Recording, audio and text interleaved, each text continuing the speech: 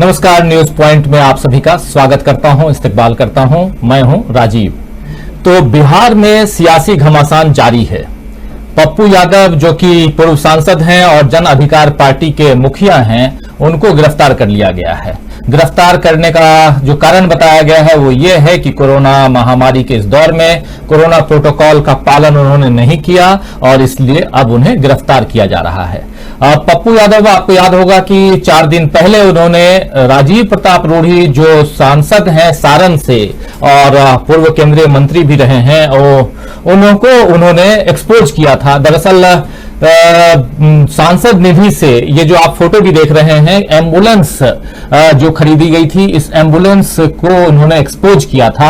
आरोप उन्होंने ये लगाया था पप्पू यादव ने कि राजीव प्रताप रूढ़ी ने अपने घर पर 2 दर्जन से ज्यादा एम्बुलेंस रखे और उस एम्बुलेंस को इस कोरोना काल में, जबकि जरूरत है हर जगह एम्बुलेंस की, दवाइयों की और तमाम ऐसी स्वास्थ्य सुविधाओं की, और उसका उन्होंने दुरुपयोग किया। और दरअसल उन्हें करना यह चाहिए था कि इस एम्बुलेंस को लोगों के बीच छोड़ना चाहिए था, उनके मतलब जो बीमार हैं उनके लिए, लेकिन ऐसा नहीं हुआ।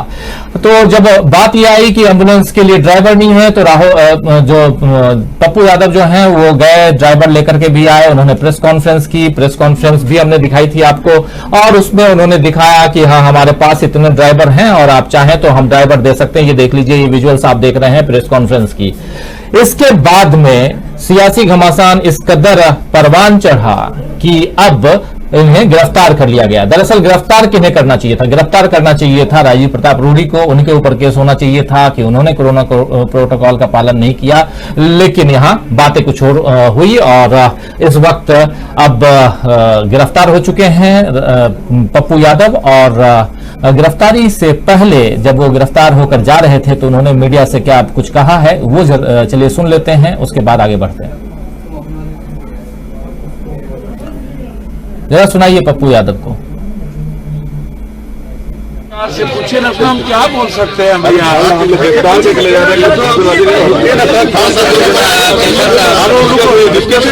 ये ना इनसे पूछे ना कि क्या प्रॉब्लम हुई सरकार को, क्या किस जोन में आपको ले जाया जा रहा है, हमको क्या पता भैया। ये इनसे ना पूछिएगा। हटे आप लोग, बाहर जाने नहीं दे रहे थे। देखिए सर, बाधा मत पहुंचाइए।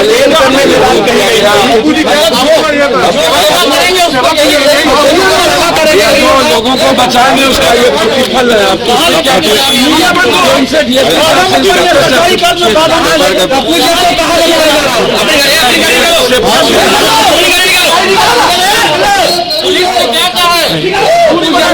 उल्लंघन किया है आप, ये तो उनसे न पूछिएगा हमने कानून का क्या उल्लंघन किया, उनसे न पूछिएगा। क्या कहेंगे? रवैया सेवा करने का नतीजा है। नीतीश कुमार की ज्यादती, जुल्म, अत्याचार, जिसको गिरफ्तार करना चाहिए। इनका कहा गया नहीं, जगह फंसाएंगे नहीं, बचाएंगे नहीं, जिसको बचाना चाहिए आईना दिखा रहे हैं, बचा रहे हैं। सरकार जबरदस्ती आवाज को दबा रही है और हम आवाज दबने नहीं देंगे, दबने नहीं देंगे। सेवा करने का ये नतीजा है। पूरी बिहार की जनता देख रही है, पूरी बिहार की जनता साथ में है। आदरणीय तो देखा आपने कि जब पप्पू यादव पटना में गिरफ्तार होकर जा रहे थे तो अफरा तफरी के आलम में मीडिया वाले भी वहां थे और बात करना चाहे। पप्पू यादव ने कहा, क्या कुछ कहा ये आपने सुना। खासकर उन्होंने कहा कि मुझे नहीं पता कि किस जुर्म में मुझे गिरफ्तार किया गया है, लेकिन सरकार का कहना है कि उन्होंने कोरोना प्रोटोकॉल का पालन नहीं किया, इसलिए गिरफ्तार किया गया है। इसके बाद एक पर एक करके कई ट्वीट्स पप्पू यादव ने किए। 1-2 ट्वीट्स भी आपको दिखाते हैं पप्पू यादव ने क्या कुछ ट्वीट करके बोला है, आइए जरा उसे भी देखते हैं। तो ये देखिए कि कह रहे हैं पप्पू यादव की सरकारों को कोरोना की तीसरी लहर से लड़ने की तैयारी करनी चाहिए, तो पप्पू यादव से लड़ रहे हैं। हमारे साथ सेवा में, मदद में, जिंदगी बचाने में प्रतिस्पर्धा करो ना। फंसाने और जेल भेजने की साजिश में समय जाया क्यों कर रहे हो? पूरे बिहार में मामला खोज रहे हैं, कैसे फंसाकर अपनी नाकामी छुपाएं। ये एक ट्वीट है। इसके बाद दूसरा ट्वीट भी उनका आता है। दूसरे ट्वीट में देखिए कहते हैं कि नीतीश जी प्रणाम, धैर्य की परीक्षा न लें, अन्यथा जनता अपने हाथों में व्यवस्था लेगी तो आपका प्रशासन सारा लॉकडाउन प्रोटोकॉल भूल जाएगा। मेरा 1 माह पहले ऑपरेशन हुआ है, तब भी अपना जीवन दांव पर लगा जिंदगियां बचा रहे हैं। अभी मेरा टेस्ट हुआ, कोरोना निगेटिव आया, आप पॉजिटिव कर मारना चाहते हैं। ये एक आरोप लगाया है पप्पू यादव ने नीतीश कुमार, जो मुखिया हैं, मुख्यमंत्री हैं बिहार के। इसके अलावा आपको बता दूं कि पप्पू यादव के समर्थन में आरजेडी के जो समर्थक हैं, आरजेडी के कार्यकर्ता हैं, वो चले आए और सड़कों पे आए और तेज प्रताप यादव ने ट्वीट करके क्या कुछ कहा है देखिए। कह रहे हैं कि यहां पर चोरी करने वाले को गिरफ्तार किया जाता है जबकि सीएम आवास में इफ्तारी होती है। ये कहना है तेज प्रताप, जो कि आरजेडी के नेता हैं और अभी इस वक्त एमएलए भी हैं। तो ये तेज प्रताप यादव, इसके अलावा और भी इनके सहयोगी दल के, अब सहयोगी तो नहीं लेकिन कांग्रेस नेता कीर्ति आजाद कह रहे हैं कि पप्पू यादव डबल इंजन सरकार की पोल खोल रहे हैं, इसलिए उन पर ऐसा एक्शन लिया जा रहा है। और आगे बढ़े, देखिए कुछ ट्वीट्स और दिखाता हूं। जीतन राम मांझी हिंदुस्तानी आवाम मोर्चा के हैं और खासकर नीतीश सरकार में वो सहयोगी दल की भूमिका निभा रहे हैं। और आप देखिए कि कह रहे हैं कि अगर कोई जनप्रतिनिधि दिन रात लोगों की सेवा करे फिर भी उसे गिरफ्तार किया जाए तो मानवता के विरोध में उठाया गया कदम है। ये मानवता के विरोध में उठाया गया कदम बता रहे हैं पप्पू यादव की गिरफ्तारी पे जीतन राम मांझी। और आगे बढ़ते हैं, जरा एक ट्वीट और देखते हैं कि और ये देखिए मुकेश सहनी है, विकासशील इंसान पार्टी यानी वीआईपी के नेता हैं और ये मंत्री भी हैं नीतीश सरकार में। और ये कह रहे हैं कि जनप्रतिनिधि को कोरोना गाइडलाइन का पालन करते हुए लोगों की सेवा करनी चाहिए। इस वक्त सेवा में लगे पप्पू यादव को गिरफ्तार करना असंवेदनशील है। ये असंवेदनशील कह रहे हैं इस गिरफ्तारी को लेकर के। तो अलग अलग, और खासकर आप देख रहे हैं कि जीतन राम मांझी 4 एमएलए के साथ सरकार में हैं, मुकेश सहनी अपने 4 एमएलए के साथ में सरकार में हैं। और ये 4+4 यानी 8 अगर अपने अपने एमएलए को ले लेते हैं वापस, तो क्या नीतीश सरकार रह जाएगी या गिर जाएगी? ये एक बड़ा सवाल है, क्योंकि सरकार के लिए 122 चाहिए और इस वक्त 126 है। 8 निकाल लें आप तो 118, और ऐसे में सरकार गिर जाएगी। और इसीलिए हम यहां सवाल कर रहे हैं, आप बात कर रहे हैं कि क्या छिन जाएगी नीतीश की कुर्सी? क्या भाजपा ने फंसा दिया है, भाजपा ने नीतीश को फंसाया है, भाजपा ने नीतीश को फंसाया है? ये सवाल भी इसलिए यहां कर रहे हैं क्योंकि राजीव प्रताप रूढ़ी पर, जिन पर ये आरोप लगाते हुए पप्पू यादव ने एक्सपोज उन्हें किया था कि सांसद निधि यानी एमपी लेड से खरीदी गई एम्बुलेंस जो है उसे आप अपने घर पर रखे हुए हैं, और उसमें न सिर्फ उसे घर पर रखे हुए हैं जबकि बालू की ढुलाई भी आप करवा रहे हैं। और इस एक्सपोज के बाद में अगर राजीव प्रताप रूढ़ी पे जो एक्शन होना चाहिए था वो एक्शन अगर लिया जा रहा है पप्पू यादव पर, तो क्या कहेंगे? चलिए सबसे पहले आप सबका स्वागत करता हूं दोस्तों इस कार्यक्रम में। आप सभी का, आप सभी दोस्तों, शुभचिंतकों, साथियों जो हमारे साथ जुड़ चुके हैं उनका, और चलिए स्वागत करता हूं अपने तमाम पैनलिस्टों का, साथियों का। हमारे साथ जुड़े हुए हैं हमारे एग्जीक्यूटिव एडिटर जयशंकर गुप्त। जयशंकर जी, आपका स्वागत करता हूं इस कार्यक्रम में। और स्वागत करता हूं प्रशांत टंडन जी, सीनियर जर्नलिस्ट। आप सब बहुत अच्छी तरह से परिचित हैं हमारे दोनों साथियों से। आप दोनों का एक बार फिर से इस कार्यक्रम में स्वागत है। सबसे पहले जयशंकर जी आपके पास आना चाहूंगा कि ओवरऑल इस पूरे प्रकरण में एक ओपनिंग कमेंट आपसे चाहूंगा, उसके बाद बहुत सारी बातें आज करनी भी हैं। ओपनिंग कमेंट में यही चाहूंगा कहना कि सवाल आपसे कि रूढ़ी के ऊपर जो आरोप है और उनके ऊपर जो कार्रवाई होनी चाहिए थी वो कार्रवाई न करके कार्रवाई होती है पप्पू यादव पे, और ये कि कोरोना प्रोटोकॉल का उन्होंने पालन नहीं किया। यहां तो बहुत लोग ऐसे दिखाई दे रहे हैं जो बिना मास्क के घूमते रहे, और खासकर प्रधानमंत्री और गृह मंत्री चुनाव के दौरान भी हमने देखा उन्होंने भी कोरोना प्रोटोकॉल का पालन नहीं किया था। तो क्या उन्हें भी गिरफ्तार करना चाहिए? नहीं, सबसे बड़ी बात यह है कि अभी आप जब खबरें बता रहे थे, जब ट्वीट्स कुछ दिखा रहे थे, तो तेज प्रताप यादव का जो ट्वीट था वो बड़ा अपने आप में गंभीर है कि मुख्यमंत्री आवास में इफ्तार पार्टी हो रही है, तो वहां कैसे सोशल डिस्टेंसिंग हो रही है कि नहीं हो रही? इस तरह के आयोजन तो होने नहीं चाहिए कायदे से, जो कोरोना प्रोटोकॉल जो सो कॉल्ड है उसके हिसाब से। लेकिन देखिए, असल बात यही है कि नीतीश कुमार एक चक्रव्यूह में इस समय घिर गए हैं पूरी तरह से, और भाजपा ने उनको पूरी तरह से चंगुल में ले लिया है। और भाजपा के दिमाग में बार बार ये बात रहती है कि नीतीश कुमार ने उनके नेता का अपमान किया है, तो इनको तिल तिल करके मारना है। मतलब इनको बेइज्जत करके हर तरह से इनका बुढ़ापा एक तरह से खत्म खराब कर देना है, ये भाजपा की पूरी साजिश लग रही है। और सबसे बड़ी बात क्या है राजीव जी, कि जो राजीव प्रताप रूढ़ी हम लोग के मित्र रहे हैं मित्र भी सांसद हैं भाजपा के, उन्होंने जो इतने बड़े पैमाने पे सांसद क्षेत्रीय विकास निधि से एम्बुलेंसेज खरीदवाए, तो सबसे बड़ी बात तो यह है कि इतने बड़े पैमाने पे सांसद क्षेत्रीय विकास निधि एमपी लैड स्कीम के पैसे से इतने बड़े पैमाने पे एम्बुलेंस किसी एक जिले में खरीदा जा सकता है क्या?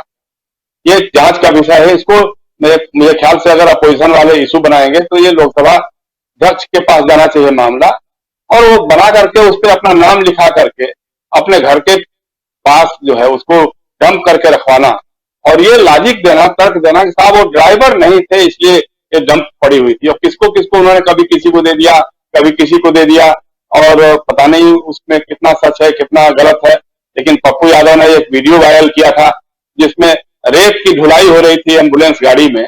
आप सोचिए कि मतलब बिहार के शहरों में, मुजफ्फरपुर में, पटना में, बेगूसराय में, बहुत सारे शहरों में, भागलपुर में एम्बुलेंस नहीं मिल पा रहा है कि मरीजों को अस्पताल पहुंचाया जा सके, या अगर खुदा न खास्ता उनका कुछ हो गया हो तो वहां से लाया जा सके।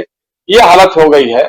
वैसी हालत में किसी एक सांसद के क्षेत्र में उसके घर के पास इतने बड़े पैमाने पे एम्बुलेंस गाड़ियां क्यों रखी हुई हैं, किस लिए रखी हुई हैं, इसकी जांच होनी चाहिए थी।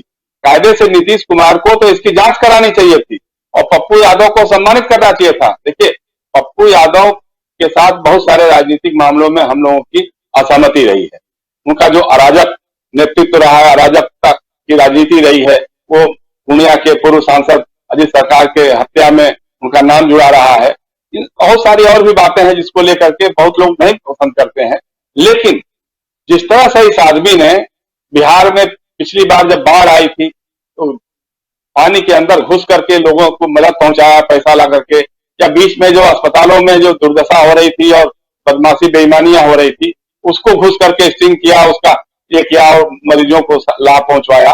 या इस बार भी मतलब जैसा अभी पप्पू यादव कह रहे हैं, सही कह रहे होंगे कि उनका ऑपरेशन हुआ है और ऑपरेशन के बाद अपनी जान को जोखिम में डाल करके, जिस समय हमारे सारे मंत्री, मुख्यमंत्री, सब लोग घरों में डूबके पड़े हैं, कोई ट्वीट करके राजनीति कर रहा है, उस समय अगर पप्पू यादव अपने लोगों के साथ जाकर के मदद कर रहे हैं, लोगों तक ऑक्सीजन पहुंचवाने से लेकर के अस्पतालों में भर्ती करवाने से लेकर के वेंटिलेटर की सुविधा हो या जो जिस तरह की सुविधा हो, पैसे रुपए से भी मदद कर रहे हैं, दवाओं से मदद कर रहे हैं, तो ऐसे आदमी को की सराहना करने के बजाय नीतीश कुमार ने उनकी गिरफ्तारी करवा करके एक बहुत बड़ा कलंक का काम किया है। माथे पर कलंक लिया आपने पूरे उनके राजनीतिक जीवन में।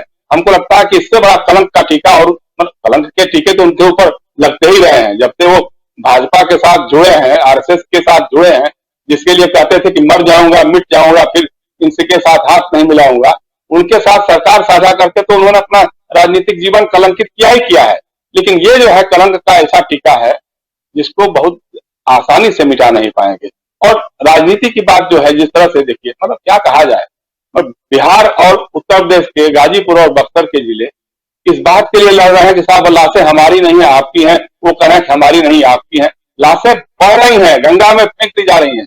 अब जो मतलब ये हो सकता है कि मृतकों की संख्या कम बताने के लिए, छिपाने के लिए, या कुछ और कारण हो, या साधन सुविधा नहीं मिल पा रही हो, अंत्येष्टि न कर पा रहे हो, तो लोग सीधे सीधे गंगा में प्रवाहित कर दे रहे हैं। इसका अंजाम क्या होगा? इसका अंजाम ये होगा कि कोरोना और बुरी तरह से फैलेगा, क्योंकि गंगा के क्षेत्र में जो रहने वाले इलाके हैं वहां के लोग न सिर्फ गंगा में स्नान करते हैं बल्कि उसका पानी पीते भी हैं। अब उन सारे लोगों में जो ये रोग जिस तरह से फैलेगा, तो इस पर कोई गंभीरता लेने के बजाय आपके लिए सबसे बड़ा सवाल ये बन गया कि पप्पू यादव को गिरफ्तार किया जाए। और जिस तरह से गांधी मैदान थाने में 5-6 घंटा बैठा कर रखा गया, पप्पू यादव एक माननीय सांसद रह चुके हैं, और सांसद रहते हुए भी दिल्ली में उनका जो बंगला था वो मतलब पूरा का पूरा एक तरफ से धर्मशाला बना हुआ रहता था कि उनके इलाके के लोग या बिहार के लोग आकर के वहां रहते थे। उनके इलाज की व्यवस्था है, उनके रहने ठहरने, खाने पीने और लौटने का किराया तक का काम पप्पू यादव करते थे। तो उनकी विसंगतियां हैं, उनकी राजनीति में विडंबनाएं हैं, हो सकता है, लेकिन इस मामले में मैं कहना चाहूंगा कि वो आदमी बहुत सही काम कर रहा है। उन्होंने एक्सपोज किया है एक बहुत बड़े घोटाले का एक्सपोज किया। इस तरह के घोटाले तो बिहार में रोज हो ही रहे हैं, सांसद कर रहे हैं, विधायक कर रहे हैं, मंत्री कर रहे हैं, वो कभी सामने आ नहीं रही बातें। लेकिन अगर कोई सामने आ गई तो उसकी जांच कराने के बजाय, उस सांसद को नोटिस करके पूछताछ करने के बजाय आपने सीधे घोटाले का जो रसोद्घाटन करने वाला है उसको आपने गिरफ्तार कर लिया।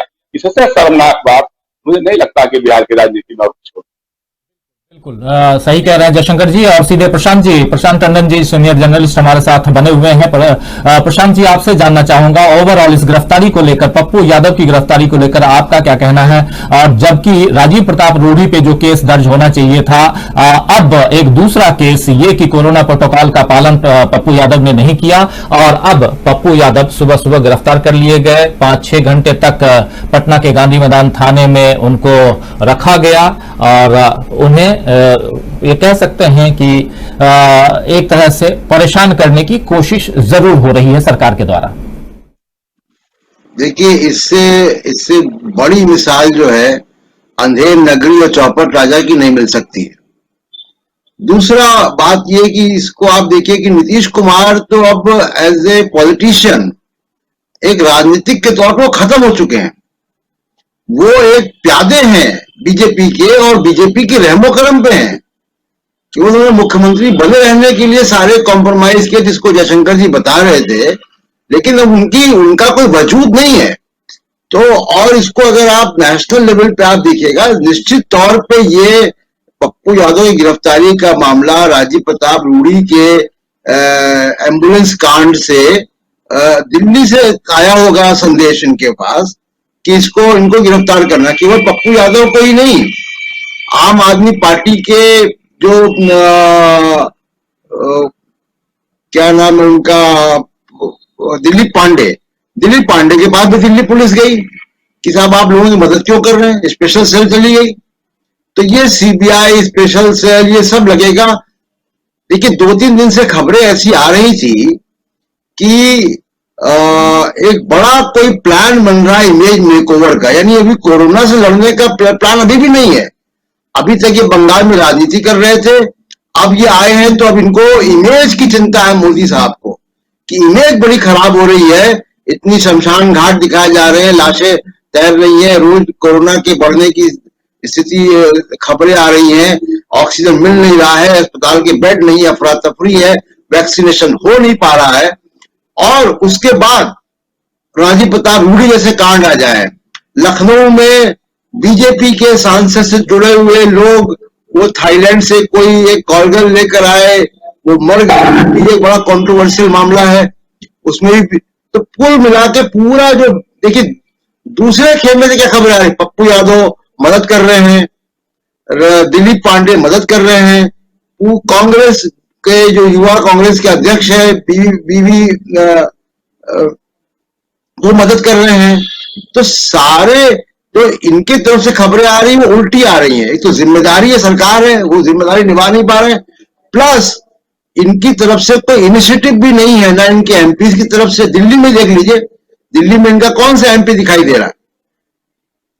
तो बजाय लोग इस वक्त देश में एक होकर कोरोना को हराने का और लड़ने का जो प्राथमिकता होनी चाहिए थी, वो इमेज मेकओवर में चली गई है। आर्टिकल लिखवाए जा रहे हैं क्योंकि पूरी दुनिया के अखबारों ने एडिटोरियल लिख दिए मोदी साहब पे, तो आर्टिकल लिखवाए जा रहे हैं, कुछ इस तरीके की चीजें हो रही कि इमेज जो है बेकार। लेकिन इसका असर उल्टा होगा, एकदम उल्टा होगा। लोग बहुत गुस्से में हैं और इस तरीके की चीजें लोग बर्दाश्त नहीं करेंगे, क्योंकि सरकार से ज्यादा मदद इन्हीं जरियों से आ रही है। सोशल मीडिया पूरा पटा हुआ है, हजारों लोग एक दूसरे की मदद कर रहे हैं, और उससे मुझे लगता है कि उसका कोई आंकड़ा नहीं हो सकता, लेकिन लाखों लोगों की जान बची है जो नागरिकों के अभियान है। सोशल मीडिया के जरिए, जिस भी जरिए, वो उससे लाखों लोगों की जान बची है। किस तरीके से ऑक्सीजन दिलाई गई है, किस तरीके से बेड अरेंज किए गए हैं, किस तरीके से रेमडेसिविर या और जो जीवन रक्षक दवाएं उनका इंतजाम किया गया। तो कुल मिलाकर सरकार अपनी विफलता को ढकने की कोशिश कर रही है, लेकिन उसमें वो उल्टा ही पड़ रहा है। आपके पास आना चाहूंगा, खासकर दो लोगों के ट्वीट जो हम देख रहे थे, एक तो जीतन राम मांझी और दूसरे आप याद कीजिए कि मुकेश सहनी, ये दोनों सरकार में हैं। जीतन राम मांझी के बेटे सरकार में हैं और मुकेश सहनी तो खुद मंत्री हैं। और इन दोनों का इस गिरफ्तारी, खासकर पप्पू यादव की गिरफ्तारी के खिलाफ ट्वीट करना क्या कुछ कहता है इस सरकार के लिए? नहीं, सरकार की स्थिति को ये डावाडोल करने वाली बात तो जरूर है। हालांकि ये दोनों लोग जो हैं, ये धुलमुल यकीन राजनीति के विशेषज्ञ हैं। मतलब कब किधर पारा इनका बदल जाएगा, क्योंकि बहुत कुछ मिला नहीं है सरकार से। जो चाहते थे लोग, जिस ढंग से चाहते थे वो नहीं मिला है। तो हो सकता है कि अपनी बार्गेनिंग को मजबूत करने के लिए कुछ खेल कर रहे होंगे, या कई बार नूरा कुश्ती भी असली कुश्ती में बदल जाती है। तो अगर मान लीजिए इसी तरह से चलेगा तो हो सकता है कि सरकार के पतन की बात भी हो जाए तो कोई आश्चर्य की बात नहीं रहेगी। हालांकि नीतीश कुमार ने कुछ इंतजाम भी कर लिए थे, बीच में कुछ बीएसपी को लोगों को तोड़ लिया था, कुछ वो एआईएमएम के लोग थे उनको भी अपने साथ जोड़ने की बात की थी। तो उस तरह से अपना आंकड़ा वो मजबूत करने में लगे हुए हैं। लेकिन बीजेपी उनकी छीछालेदर कराने में कोई कसर छोड़ने वाली नहीं है। आप देखिए कि मतलब स्वास्थ्य मंत्री बिहार का भाजपा का है, मंगल पांडे है, उनका नाम कहीं नहीं आ रहा है। जब भी फोर फ्रंट में आएगा तो नाम नीतीश कुमार का आएगा। यहां जब कभी कोई बात होगी तो फिर जो भाजपा संचालित कर रही है, बिहाइंड द स्क्रीन रह करके माल मराई सारा खा रही है, सारे भ्रष्टाचार के मामलों में उनके लोग लिप्त हैं। लेकिन बदनामी होनी है तो नीतीश कुमार जी, क्योंकि वो एक अल्पमत की सरकार को चला रहे हैं। उनके पास 40-42 विधायकों का समर्थन है, जिसको बड़ी पार्टी भाजपा समर्थन देकर के चला रही है, बैसाखी पे लेकर के चला रही है। तो उसकी कीमत उस रूप में करेगी कि कभी अब नीतीश कुमार अपना सिर ऊंचा करने की स्थिति में न आने पाए। बीच में एक छोटी सी घटना और भी हुई थी, पता नहीं उसमें क्या सच है क्या गलत है, कि अभी नए नए उनके सहयोगी बने हैं जो राष्ट्रीय लोकतांत्रिक समाजवादी पार्टी के, ये अपने उपेंद्र कुशवाहा जी, अपनी पार्टी का उनके अंदर विलय कर दिया, उनको उन्होंने एमएलसी बना दिया और जनता दल यू पार्टी का संसदीय बोर्ड का शायद अध्यक्ष भी कुछ बना दिया है। तो बीच में उनकी कुछ लालू यादव से कुछ संपर्क हुआ या अपोजिशन के लोगों से उनसे कुछ बातचीत हुई है, तो उसको लेकर के भी लोग कयास लगा रहे थे। तो हमको लगता है कि इन सारे कयासों पे पलीता लगाने के लिए भाजपा ने यह खेल खेला होगा कि राजीव प्रताप रूडी के मामले में इनको इतना एक्सपोज कर दो, इनको इतना जन विरोधी घोषित कर दो, क्योंकि जितना भी इस तरह की बातें करेंगे, पप्पू यादव का मामला जो है राजीव जी, मैंने कहा ना कि उनकी राजनीति विडंबनाओं की राजनीति है। वो कभी राजद में थे, कभी उनको लगा कि लालू यादव का वही उत्तराधिकारी बन सकते हैं, लेकिन ऐसा नहीं हो पाया। फिर उसके बाद उन्होंने अपनी जन अधिकार पार्टी बना ली। उनकी पत्नी है, बहुत अच्छी वक्ता है, रंजीता रंजन है, वो कांग्रेस की सांसद रही है, इस बार वो भी हार गई थी चुनाव में। तो पत्नी कांग्रेस में है, वो आरजेडी के साथ में उनकी राजनीति चलती है, ये अपना अलग खेल करते हैं। तो कुल मिलाकर के, लेकिन ये जो गिरफ्तारी हुई है, अभी तक होता क्या था कि जैसे बाढ़ में बहुत अच्छा काम किया, या अभी कोरोना के समय में भी बहुत अच्छा काम कर रहे हैं, घूम करके लोगों को मदद पहुंचा रहे हैं, लेकिन ये सारी बातें दब जाती थी। उनका वही अराजक चेहरा जो है उभर करके आया था। लेकिन इस बार नीतीश कुमार की सरकार ने उनको जो गिरफ्तारी करवा दी है, आज देखिए सोशल मीडिया पूरा पप्पू यादव के नाम पर रंगा हुआ है। पप्पू यादव की कोई आलोचना नहीं हो रही, सारे लोग उनकी सराहना कर रहे हैं। तो एक नया चेहरा उभर करके आया है, और उसका सबसे बड़ा श्रेय अगर किसी को होगा तो नीतीश कुमार जी को ही होगा। नीतीश कुमार जी ने किया है। लेकिन यह है कि ये बहुत, एक तो लालू यादव का जेल से निकल के आना, और उसके बाद जो विसंगतियां इस सरकार में चल रही हैं लगातार, मतलब कितना दबाव झेल पाएंगे, कब तक झेल पाएंगे, या हो सकता है कुछ इसी तरह के कामों को बहाना बना करके नीतीश कुमार कहेंगे कि भैया बहुत हो चुका, अब नमस्कार करते हैं। तो संभावनाएं अनंत हैं। लेकिन हमको लग रहा है कि सरकार जितनी दमखम के साथ बनी थी, जैसे लगा कि भाजपा बड़े भाई के रूप में नीतीश कुमार को मुख्यमंत्री बनवा करके सरकार चलवाएगी 5 साल, ऐसा लगता नहीं है कि 5 साल ये सरकार चल पाएगी, क्योंकि अस्थिरता नाम का शब्द जो है अभी सरकार के साथ जुड़ जाएगा। अस्थिरता का नाम का शब्द इस सरकार के साथ जुड़ जाएगा, कह रहे हैं जयशंकर जी। प्रशांत जी, आपके पास आना चाहूंगा। ओवरऑल ये दो लोगों का के जो ट्वीट्स और इस पर भी बहुत विस्तार से जयशंकर जी ने अपनी बातें रखी, लेकिन जब डबल इंजन की सरकार की बात बीजेपी कहती आई है, और डबल इंजन की सरकार बिहार से, और खासकर वहां ये कहा गया कि एक तरफ बीजेपी और दूसरी तरफ और उनका एनडीए का घटक दल जो खासकर जेडीयू है, हालांकि चुनाव में अभी देखें हम पिछली चुनाव जो अभी जो चुनाव पिछला बीता है और खासकर पश्चिम बंगाल में भी एक डबल इंजन की सरकार कह रहे थे, वो डबल इंजन क्या है नहीं पता, लेकिन अपने ही अगर कहें कि नीतीश कुमार और बीजेपी दोनों एक एक इंजन है, तो अपने ही एक इंजन को बिल्कुल बेकार करने के लिए क्यों तुली हुई है बीजेपी? और क्या कारण है कि बीजेपी जो है वो जहां एक्सपोज होना चाहिए था, जहां एक्सपोज करना चाहिए था, राजीव प्रताप रूढ़ी पर केस होने चाहिए थे, और वहां पर हम देख रहे हैं कि हालत ये हो गई कि पप्पू यादव को आप गिरफ्तार करवा रहे हैं और खुद ही घिर रहे हैं। यानी नीतीश कुमार अभी चारों तरफ से घिरे हुए तो नीतीश कुमार ही दिखाई देते हैं, भाजपा तो दूर दूर तक दिखाई नहीं देती है, जबकि भाजपा के ही अगर सांसद ये कृत्य करते हुए एम्बुलेंस को अपने घर में अपने ही सांसद निधि से खरीद करके बैठे हुए दिखाई दे मिले तो क्या कहेंगे ओवरऑल? इसलिए मैं सुनना चाहूंगा आपसे कि जब नीतीश कुमार को ये तो एहसास होगा ही प्रशांत जी कि कहीं ना कहीं भाजपा मुझे घेर रही है, क्योंकि चुनाव के वक्त भी हमने देखा कि जैसे इनका ही एक दल जो खासकर लोजपा जो है वो बाहर जाकर के और नीतीश को हराने का काम कर रहा था, जो लोजपा। तो फिर नीतीश आखिर इस कदर क्यों, क्या कारण है, क्या हो सकता है कि भाजपा के चंगुल में फंसे हुए हैं और उससे बाहर निकलना उनके लिए मुमकिन दिखाई नहीं दे रहा है? नहीं, नीतीश जी के लिए तो एक तो मुख्यमंत्री बने रहना बहुत आवश्यक था, और उन्होंने मुख्यमंत्री बने रहने के लिए सारे कॉम्प्रोमाइज किए हैं और चुनाव लड़े मिलके, पहले आरजेडी के साथ, फिर उनको धोखा दिया। तो ये तो उनका एक ट्रैक रिकॉर्ड जो है नीतीश कुमार का रहा है, लोगों को पीठ पे छुरा भोंकने का या लोगों का बीच रास्ते में साथ छोड़ने का। लेकिन आप इसमें देखिए कि राजीव प्रताप रूढ़ी, जो कमोबेश आप उनको यूथ लीडर भी मान सकते हैं और बड़े यंग डायनेमिक नेता, वाजपेयी जी के प्राइम मिनिस्टर थे तब से वो एमपी है, और उनको मंत्री भी नहीं बनाया गया मोदी सरकार में।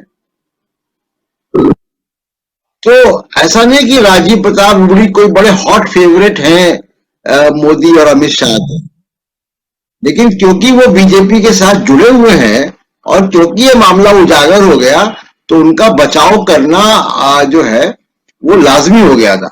दूसरे, जो आप डबल इंजन की सरकार की बात कर रहे हैं, देखिए पूरा देश अभी कोरोना के चंगुल में है, बुरी तरह दूसरी वेव अपने पीक पर पहुंच रही है, तीसरी वेव की बातें होने लगी हैं, वैक्सीनेशन के टारगेट बुरी तरह मिस हो रहे हैं, राज्यों के पास नहीं है वैक्सीनेशन, केवल ओटीपी जनरेट कर रहे गए हमारे जो स्वास्थ्य मंत्री हैं।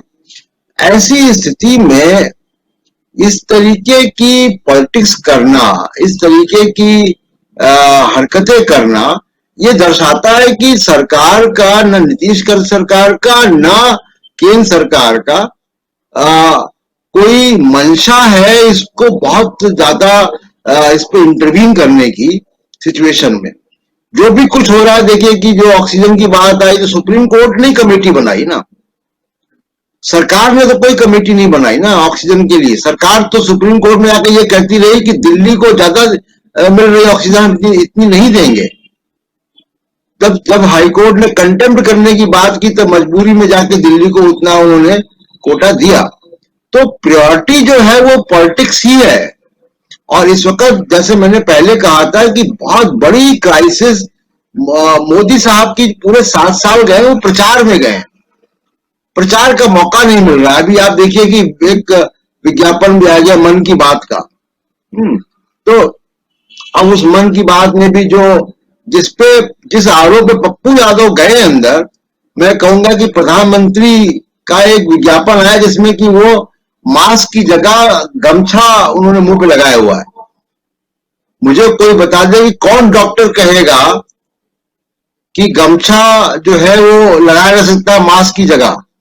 लोग तो अब ये कह रहे हैं कि डबल मास्क लगाइए, N95 लगाइए, अगर N95 नहीं है तो सर्जिकल मास्क और उसके ऊपर एक कपड़े का मास्क लगाइए, क्योंकि ये जो सेकेंड वेव का जो म्यूटेंट है ये एयरबोर्न भी है, हवा में तैर रहा है ये।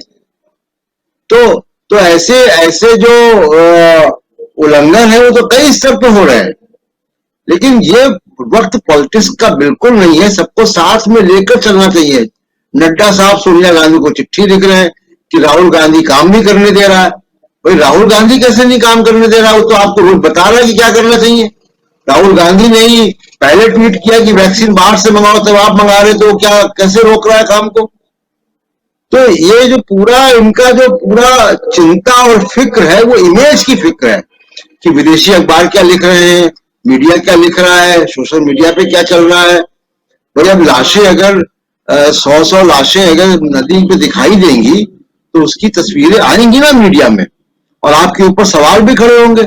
और जो डबल इंजन की बात हो रही है राजीव जी, इसका आंकड़ा अगर हम निकाल लें कि जहां जहां डबल इंजन की सरकार है, यानी राज्यों में और केंद्र में दोनों जगह, और जहां जहां विपक्षी पार्टियों की सरकार है, जरा आप कोरोना को डील करने का, कोरोना के से निपटने के तरीकों पे आप गौर कर लें, आपको दिख जाएगा। केरल में क्या हो रहा है, महाराष्ट्र में फैला, महाराष्ट्र में उन्होंने उसको कंट्रोल कर लिया, उसकी ग्रोथ को रोक लिया उन्होंने, तारीफ हो रही है उनकी। दूसरे राज्यों में नहीं गया उस तरीके से।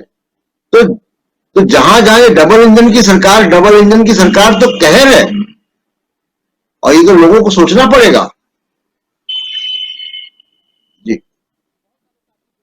उनके कुछ कमेंट लेना चाहूंगा और उसके बाद सीधे जयशंकर जी आपके पास आऊंगा। तुषार शर्मा हमारे साथ हैं जो बोल रहे हैं बिहार सरकार होश में आओ। फिर राजू अंसारी हैं, तुषार लगातार बने हुए हमारे साथ। फिर रोमस भाई हमारे साथ बने हुए हैं। फिर आशीष पंत पांडे हेलो कह रहे हैं। जुबीर अंसारी भी हमारे साथ हैं। पठान इलियास हमारे साथ आदाब कह रहे हैं।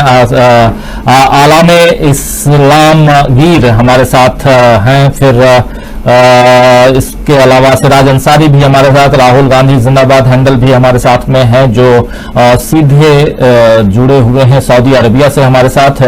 मुख्तारुल हक भी हमारे साथ हैं। डॉक्टर राम मिलन, फिर मोहम्मद मंसूर रजा, फिर सीवीएस कुमार नमस्कार कह रहे हैं। सुमैया ट्रेवल सबसे तेज नमस्कार कह रहे हैं। फिर तुषार भी लगातार बने हुए हैं। राजन कुमार बीजेपी हटाओ, पप्पू यादव लाओ कह रहे हैं। फिर शोवेब अंसारी, फिर हबीबुल्लाह सिद्दीकी, बबीता सिन्हा डाउन जुमला पार्टी लिख रही हैं। थ्रू आउट जुमला बाज, पप्पू कुमार आरजे कह रहे हैं। फिर अब्दुल नफीस खान हमारे साथ बने हुए हैं। मोहम्मद शहजाद कह रहे हैं आखिर आ गए बीजेपी का असली चेहरा सामने।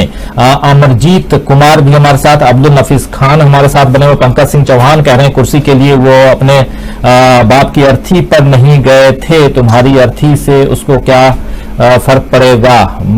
उसके अलावा मोहम्मद मुबारक भी हमारे साथ में है। नैयर रईस हमारे साथ में है जो कह रहे हैं कि यह तो नीतीश कुमार के साथ होना ही था। फिर मोहिमुद्दीन है, अब्दुल नफीस खान है, बहुत सारे साथी। अजीज अहमद भी हमारे साथ। मुनाफ पटेल हमारे साथ बने हुए हैं। रफीक पुनावाला है। सत्येंद्र कुमार बने हुए हैं। बहुत सारे साथी बने हुए हैं। कैलाश पटेल, पप्पू यादव जिंदाबाद लिख रहे हैं।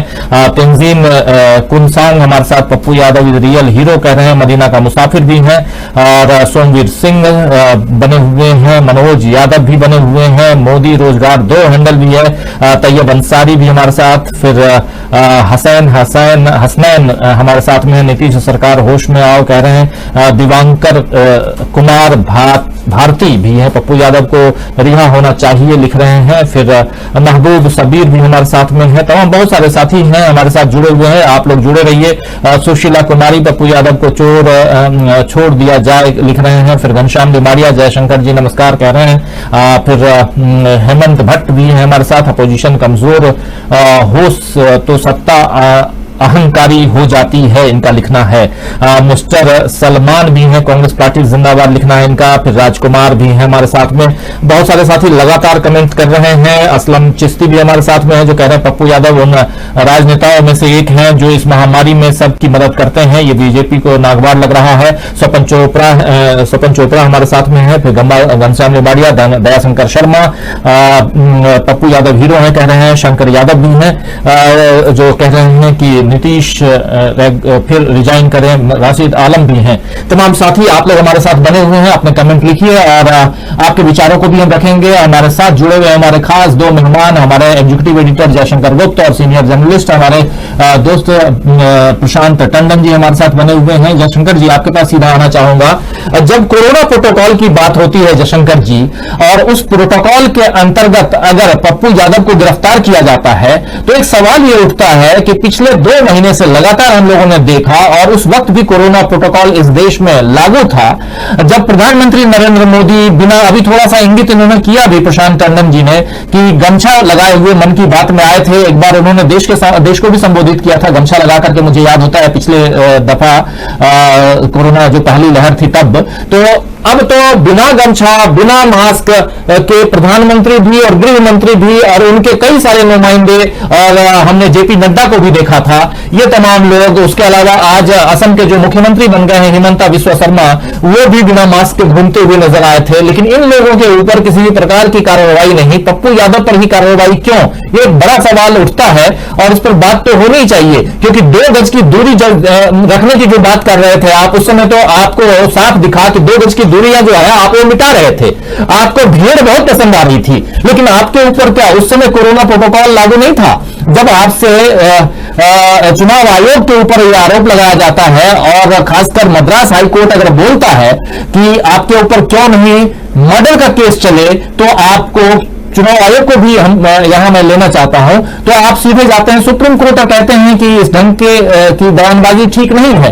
तो एक तरफ चुनाव आयोग, दूसरी तरफ हमारे देश के प्रधानमंत्री, हमारे देश के गृह मंत्री और तमाम लोग जो हैं, जब प्रोटोकॉल का पालन नहीं करते हैं, प्रोटोकॉल की धज्जियां उड़ाते हैं, तब तो कोई बात नजर नहीं आती। लेकिन पप्पू यादव जब मास्क लगा करके लोगों की मदद करने निकलते हैं और आपके लोगों को एक्सपोज करते हैं कि इस वक्त जब गैस सिलेंडर की जरूरत है, ऑक्सीजन की जरूरत है, चाहे एम्बुलेंस की जरूरत है, अस्पताल की जरूरत है, बेड की जरूरत है, दवाइयों की जरूरत है, तो आप गिरफ्तार कर लिए जाते हैं। क्या कहेंगे ओवरऑल इस घटनाक्रम पे?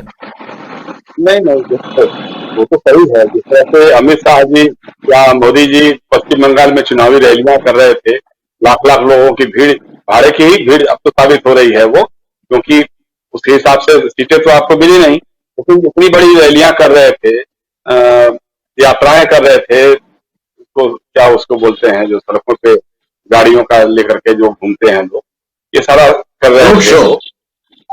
रोड शो कर रहे थे। तो उसमें आपको कहीं से भी नहीं लगता था कि ये कोई इस देश में कोई कोरोना प्रोटोकॉल नाम का भी कोई चीज है क्या। लेकिन देखिए राजीव जी, मुझे कुछ और भी लग रहा है, मतलब पता नहीं, अभी मेरे दिमाग में ख्याल आया, हो सकता है कि थोड़ी ख्याल भी हो सकता है। मुझे लगता है कि सही मुद्दों से ध्यान भटकाने की कोशिश की जा रही है।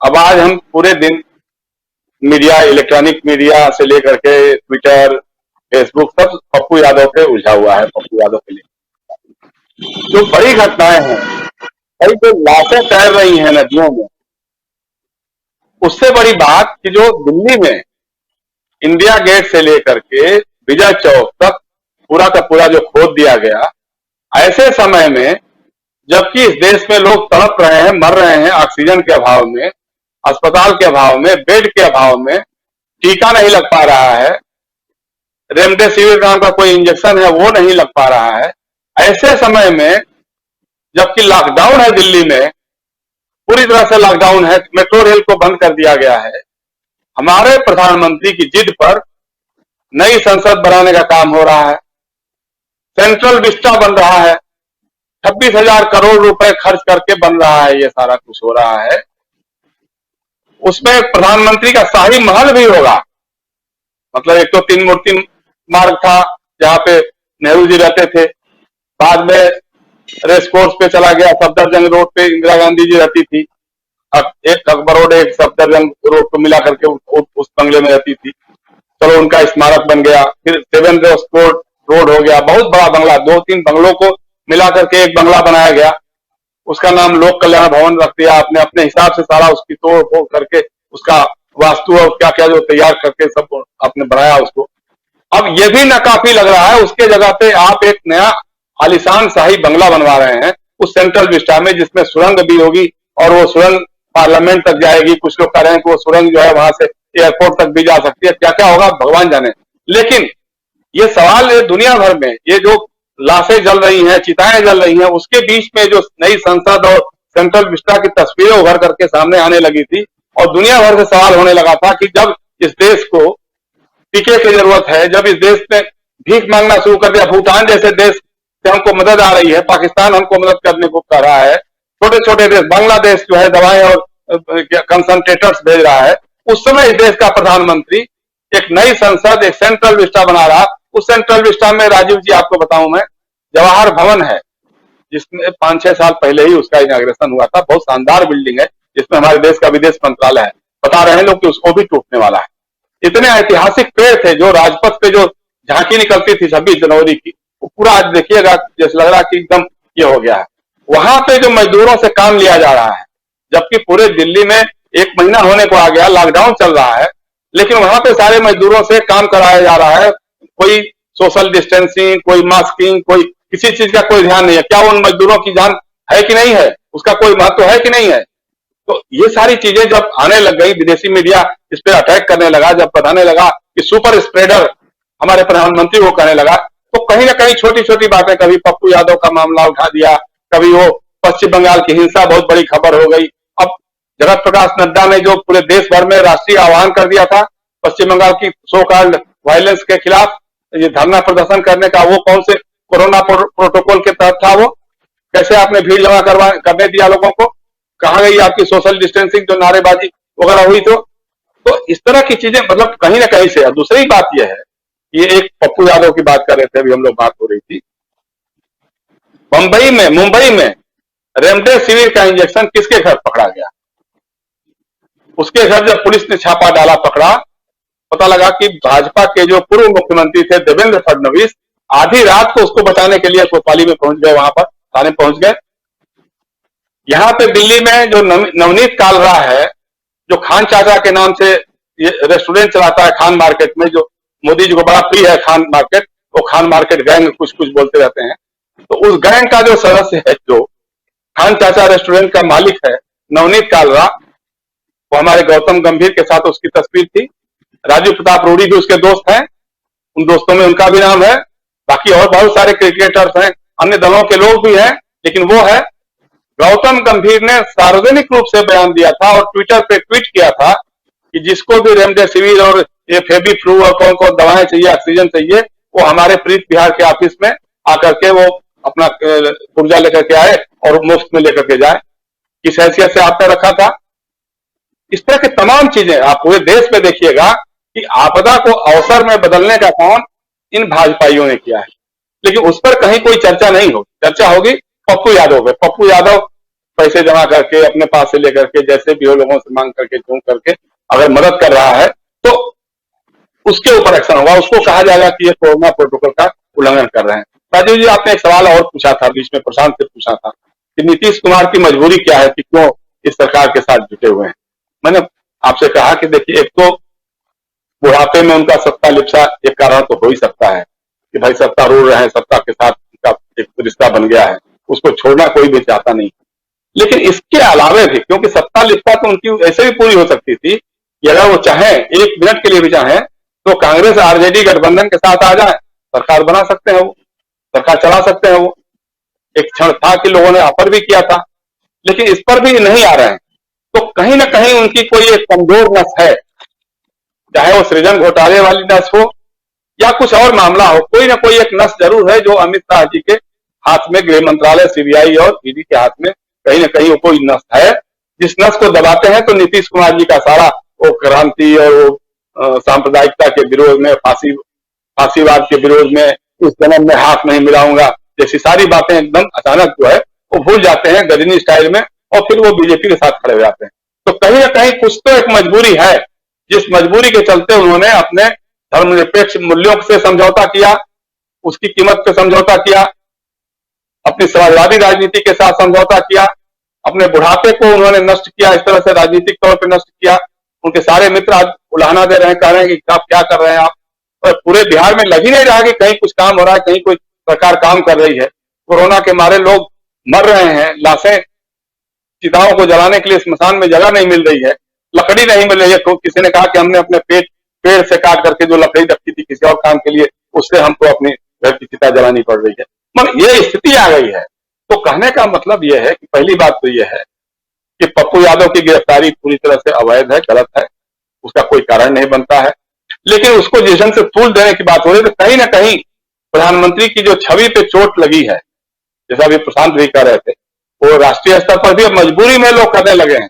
सोशल मीडिया पे जिस तरह से चारों तरफ चिताएं जल रही हैं, उसके बीच में वो सेंट्रल विस्टा और नई पार्लियामेंट का फोटो लगा करके लोग कह रहे हैं कि साहब देखिए ये मोदी जी कर रहे हैं। दुनिया पर कोई क्या जवाब देगा? कैसे आप जवाब देंगे? कोई भी पूछेगा कि एक तरफ आप भीख मांग रहे हैं दुनिया भर के देशों से और दूसरी तरफ आप 26,000 करोड़ 8,000 करोड़ रुपए खर्च करके आपको 2 विमान खरीदने की क्या जरूरत थी भाई?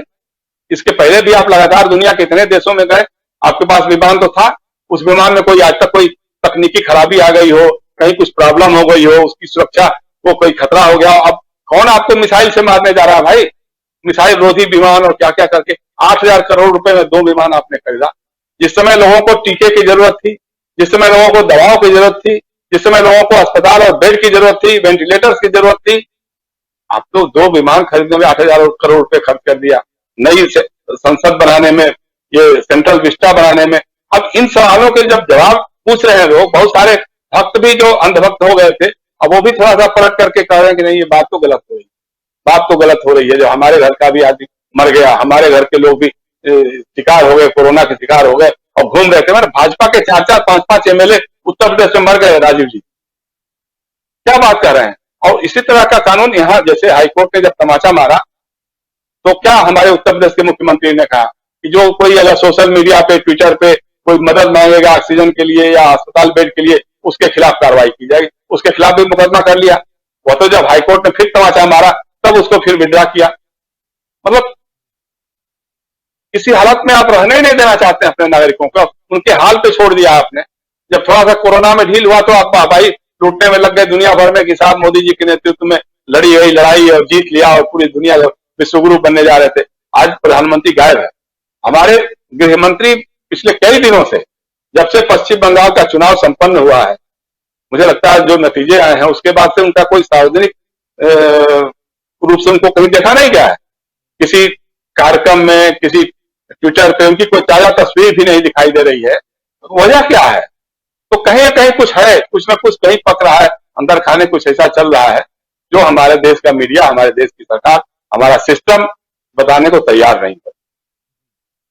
की बात आप कह रहे हैं। एक बिहार से ही एक बहुत ही भयावह खबर है और खबर अभी मैं देख रहा हूं कि बहुत ही दुखद है कि कहा यह जा रहा है कि कोरोना के मरीजों के शवों को पुल से फेंक रहे हैं एम्बुलेंस वाले। ये इससे दुखद और क्या हो सकता है? और ये एरिया कौन सा है? देखिए, राजीव प्रताप रूढ़ी का एरिया है। उत्तर प्रदेश के सीमावर्ती बिहार के सारण से ही आते हैं राजीव प्रताप रूढ़ी। जिले के माझी प्रखंड के जया प्रभा सेतु पर, पुल पर आकर देखिए, बिहार और यूपी की सीमा से जोड़ने वाला अति महत्वपूर्ण सड़क पुल जया प्रभा सेतु अब कोविड संक्रमित शवों के निपटारे का साधन बना हुआ है। आए दिन इस पुल से एम्बुलेंस चालक अस्पतालों से लाए गए शवों को फेंककर आराम से निकल जाते हैं और प्रशासन आंखें मूंदे स्थिति को सामान्य या नियंत्रण में बताने की कोशिश में लगा रहता है। इससे दुखद और क्या हो सकता है? प्रशांत जी, आपके पास आना चाहूंगा। बहुत सारी बातें अभी जयशंकर जी ने रखी और बहुत विस्तार से रखी हैं। प्रशांत जी, एक बिहार का, आखिर ये अगर कोई कोरोना का पेशेंट अब इस दुनिया में नहीं रहता है तो आप उठा करके ले जाके किसी पुल से नदी में फेंक देंगे? इससे दुखद और ये सरकार चला रहे हैं नीतीश कुमार। इससे दुखद और क्या हो सकता है? और जब हम देश की बात करते हैं तो देश में इसी दिल्ली में, राजधानी दिल्ली में, जैसा अभी जयशंकर जी बता भी रहे हैं, आप भी अपने बयान में भी थोड़ी देर पहले अपनी चर्चा में बता भी रहे थे, सेंट्रल विस्टा को लेकर के आज ही सुनवाई थी दिल्ली हाई कोर्ट में भी, और वहां पर सरकार का कहना है कि हम कोरोना प्रोटोकॉल का पालन कर रहे हैं। इस नियम में जो छूट दी गई, आवश्यक वस्तु अधिनियम जो भी है इस कोरोना के दौरान, उसमें यह कहा गया है कि सेंट्रल विस्टा प्रोजेक्ट जो है वो आवश्यक वस्तुओं में आता है। तो इसलिए उसके पालन के तहत हम ये काम कर रहे हैं। मतलब बिल्कुल ही कुछ। और तीसरी तरफ इस बात को भी जोड़ना चाहूंगा, क्योंकि अब आपको भी जाना है, मैं जान रहा हूं एक दूसरे उसमें प्रोग्राम में। दूसरी बात यह है कि जैसे अभी जेपी नड्डा ने चिट्ठी लिखी सोनिया गांधी को, और उस 4 पन्ने की चिट्ठी में जो भी अगर आपके ऊपर आरोप लगाता है, चाहे राहुल गांधी हो, सोनिया गांधी हो, प्रियंका गांधी हो, विपक्ष हो, आरजेडी के नेता हो, लालू प्रसाद यादव भी अब बाहर हैं, कोई भी अगर आपके ऊपर, चाहे उधर ममता बनर्जी है, कोई भी इस वक्त आपकी मदद करने के लिए या आपकी गलतियों पर उंगली उठाता है, तो आपको बुरा लगने लगता है और सीधे आप चिट्ठी लिख करके सार्वजनिक करके ये बताते हैं कि नहीं जी, हम तो बिल्कुल सही है, 70 साल में आपने इस देश को बर्बाद कर दिया। क्या कहेंगे ओवरऑल? एक तो एम्बुलेंस लाशें फेंकने से लेकर के और देश की राजधानी में सेंट्रल विस्टा तक, और उसके बाद कोई उंगली उठाता है तो उसके सामने ये कहा जाता है कि हमारे तरफ, अगर ऐसे सिंपल भाषा में कहा जाए, उंगली मत उठाओ वरना तोड़ दिए जाओगे। देखिए, जितना राहुल गांधी ने कहा उससे कहीं ज्यादा तर्क आवाज में अदालतों ने कहा इनके बारे में। तो क्या जेपी नड्डा कहेंगे कि भारत की अदालत को हटा बंद कर देना चाहिए, काम नहीं करने देनी सरकार को? तो और दूसरा कि जो लाशों को फेंकने का मामला है, तो इससे ज्यादा बुरी बात और क्या हो सकती है कि अगर हम मरने वाले को डिग्निटी भी नहीं दे पाए। आप देखिए ना, हमारे संस्कारों में नहीं है, किसी भी धर्म के संस्कारों में नहीं है कि जब कोई मौत होती है तो हम लोग को अपने पड़ोस में ही मौत होती है तो अपने घर में म्यूजिक नहीं बजाते हैं, अपने त्योहार में सजावट नहीं करते अपने घरों की, क्योंकि पड़ोस में मौत हुई है। हम जो है किसी मरने वाले को बहुत सम्मान के साथ विदा करते हैं। और ये जो अगर डिग्निटी भी नहीं दे पा रहे हैं तो सरकार फिर मतलब किस बात की सरकार? क्यों चुना था लोगों ने इनको? और डिग्निटी और उसके बाद भी आप जले में नमक छिड़क रहे हैं कि लोगों के पास अपने परिजनों को जलाने के लिए लकड़ी नहीं है और आप हजारों करोड़ का मोदी महल बनवा रहे हैं। आप देखिए कि एक्सपर्ट्स ये कह रहे हैं कि 10 लाख से ऊपर मौतें हो चुकी है, सरकारी आंकड़ा कुछ भी हो, दुनिया भर के एक्सपर्ट्स ये कह रहे हैं। और लोग ये कह रहे हैं कि जुलाई अगस्त तक इतने ही लोग और मर जाएंगे। कहीं कोई फिक्र दिखाई दे रही है अदालतों की से के अलावा कि सरकार को क्या करना है? सिर्फ और सिर्फ इमेज बिल्डिंग, पब्लिक रिलेशन, पोस्टरबाजी, इवेंट मैनेजमेंट, ये इससे कोरोना नहीं होगा। पूरी दुनिया में कोरोना गया, इससे ज्यादा मिसमैनेजमेंट पूरी दुनिया के किसी देश में नहीं हुआ। ब्राजील बदनाम हुआ, लेकिन ब्राजील में भी इतना नहीं हुआ। दुनिया के किसी देश में लोग ऑक्सीजन न मिलने की वजह से नहीं मरे। शर्म की बात है अगर हम अपने देश के लोगों को बचा नहीं पा रहे हैं। और आपके जितने हजारों सुनने वाले हैं, एक भी मैं कह सकता हूं, और आप भी, हमने भी अपने दोस्तों को खोया है, आपने भी दोस्तों को खोया है, आपके ग्रुप ने अपने संपादकों को खोया है।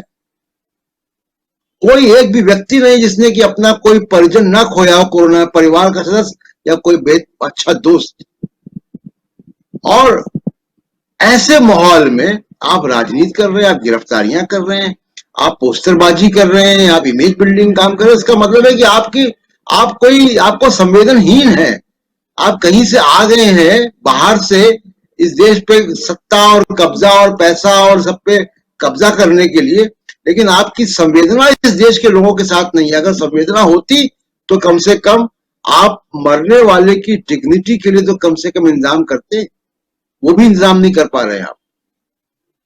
बिल्कुल सही। और खोने की बात, और अभी इस कमेंट बॉक्स में लिख भी रहे थे, सीबीएस कुमार पूछ रहे थे कि आपके जो जितने साथी जो कोरोना पॉजिटिव थे वो उनके क्या हाल है, मैं बता दो। एक तो जयशंकर जी कोरोना पॉजिटिव थे, अब निगेटिव हो गए, और लगातार जयशंकर जी को भी स्क्रीन पे ले आइए।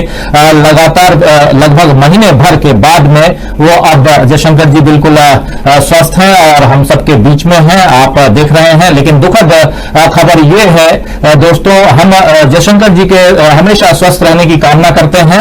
और कोरोना से पॉजिटिव से निगेटिव हुए और काफी लंबा समय जयशंकर जी का कोरोना से लड़ाई चलती रही दोनों के बीच में और जीत जयशंकर जी की हुई। लेकिन इसी लड़ाई में हमारे एक साथी, हमारे पॉलिटिकल एडिटर जयशंकर जी के भी काफी खास माने जाने वाले शेष नारायण सिंह जी, वो अभी 7 मई को इस दुनिया को उन्होंने अलविदा कह दिया और कोरोना की जंग वो हार गए। तो ये एक दुखद पहलू हम लोगों के बीच में रही। और उसके अलावा जो अभी बता भी रहे थे खासकर हमारे साथी प्रशांत टंडन जी, हमने खोया शेष नारायण सिंह को। उसके अलावा अमरिंदर उपाध्याय कोरोना पॉजिटिव रहे हैं, लेकिन अब वो लगभग स्वस्थ हैं। भारत शर्मा कोरोना पॉजिटिव थे, लगभग स्वस्थ हैं और वो भी बहुत जल्दी स्क्रीन पे दिखाई देंगे। अमरिंदर उपाध्याय जी तो आइसोलेशन से भी लगातार आप लोगों के बीच रहे, आज वो थोड़ा आराम फरमा रहे हैं, इसलिए उनको आज हम लोग स्क्रीन पर नहीं लाए हैं। तो बहुत सारे साथी जो हमारे बीच कोरोना से लड़ाई लड़ते रहे और सबके पास अनुभव है।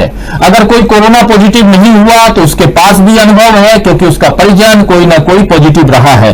तो दोस्तों, इस एक अलग तरह की अदृश्य शक्ति के साथ आप जब लड़ाई लड़ते हैं तो बहुत सारी चीजों पर ध्यान देना होता है। और सबसे बड़ी चीज ये होती है कि आप जिस सरकार के तहत हैं, आप जिस देश में हैं, उस देश की सरकार क्या कर रही है, इस पर नजरें तो टिकी रहेंगी ही। और ऐसे समय में जब आपको लाइन लगने की आदत, आप याद कीजिए नोटबंदी से लेकर के और अब शमशान घाट तक अगर लगा दी गई हो, तो इससे दुखद और क्या हो सकता है। और इस पर अगर उंगली उठाई जाए, इस पर बात की जाए, तो इसमें क्या बुराई है, क्या गुनाह है।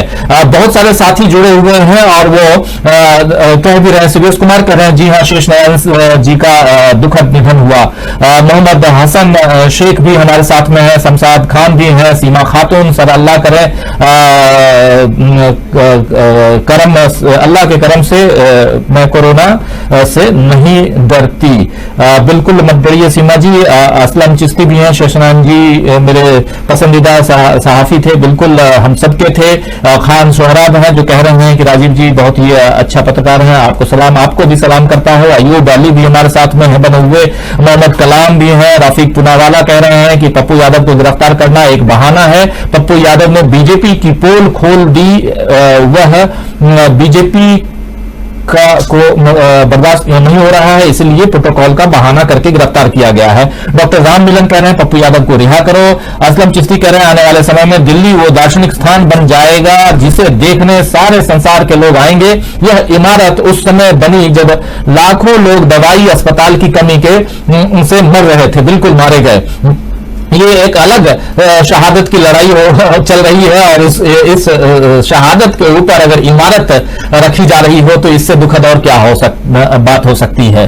मोहम्मद फकरुद्दीन केहरा अफगान हमारे साथ हैं जो कह रहे हैं कि मोदी जब अपने लिए महल बना रहे हैं तो फिर जो ग्रामीण इलाकों में पीएम आवास योजना की पहली किस्त ही आई थी जनवरी में और अभी तक कुछ नहीं आया है, तो उसका बाकी किस्त का क्या होगा। कौसर सैयद भी हमारे साथ में है, जमाल साहब हमारे साथ में है, फिर विनी कपूर भी हमारे साथ में है। वो भी लगातार उनका कहना है कि अस्पताल, दवाई और इन तमाम चीजों पे बात कीजिए। बिल्कुल सही कहना है आपका। अभिमन्यु भादु भी है हमारे साथ में जो कह रहे हैं महंगाई और कोरोना के कारण आम परिवार बहुत परेशान है और पप्पू यादव को वो एक जनसेवक के रूप में देख रहे थे। लोगों का गुस्सा 7वें आसमान पर है। बीजेपी के खिलाफ एम्बुलेंस के कारण लोगों को एम्बुलेंस नहीं मिला, खासकर एम्बुलेंस को जो उन्होंने एक्सपोज किया था, इसलिए। परमेश्वर हंसदा भी हमारे साथ में बने हुए हैं जो पप्पू यादव लिख रहे हैं। सीमा खातून लगातार बनी हुई है। फिर सुरेश कुमार कह रहे हैं पप्पू यादव रिहा नहीं हुए तो जंग होगी बिहार में। हुसैन जाहिद का कहना हाय कह रहे हैं। रफीक पुनावाला कह रहे हैं पप्पू यादव को गिरफ्तार करना प्रोटोकॉल का एक बहाना है, बिल्कुल सही कह रहे हैं। और जूली कुमारी राधे राधे कह रही हैं। करण सिंह है जो कह रहे हैं कि मेरा ख्याल है कि ये सब कुछ हो रहा है, ये सब कांग्रेस के अंदर की खींचतान की वजह से है। और रहा भाजपा का मामला तो वो लोगों के दिमाग पर राज करने की वजह से बेफिक्र हैं। संजय कुमार का कहना है भगवान अगर कहीं भी है तो प्लीज इस मोदी को बुला लो, नाश कर दिया भारत का। कुंदन कुमार का कहना है कि भगवान अगर कहीं है तो प्लीज माफ करें। कुंदन कुमार का कहना है कि नीतीश जी की कुर्सी छिन जाए या न जाए, परंतु भाजपा माफ करें, बहुत तेजी से कुछ परंतु उनकी स्वाभिमान जरूर छीन रहे हैं बीजेपी वाले, फिर भी नीतीश कुमार जी को नहीं दिख रहा है। संजय कुमार भी है, करण सिंह भी, कुंदन भी, तमाम साथी, देवेंद्र चटर्जी भी हमारे साथ बने हुए हैं और अखिल भी हमारे साथ में है, अमर सिंह ठाकुर भी हमारे साथ बने हुए हैं, तमाम साथी बने हुए हैं। आई लव इंडिया सलाम कह रहे हैं, कुमार कह रहे हैं राहुल गांधी को पीएम बनाओ, असलम चिश्ती भी हैं, तमाम साथी और हमारे साथ बने हुए जयशंकर गुप्ता हमारे साथ बने हुए हैं, प्रशांत टंडन जी, जयशंकर जी।